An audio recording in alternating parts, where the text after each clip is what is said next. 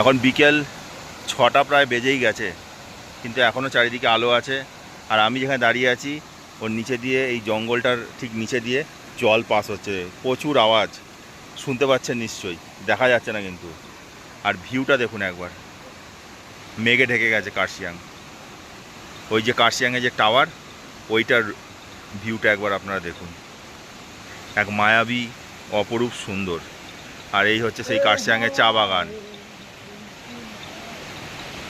আর এই রাস্তা ধরে চলে গেলে আমরা চলে যাব হচ্ছে হনুমান টপ।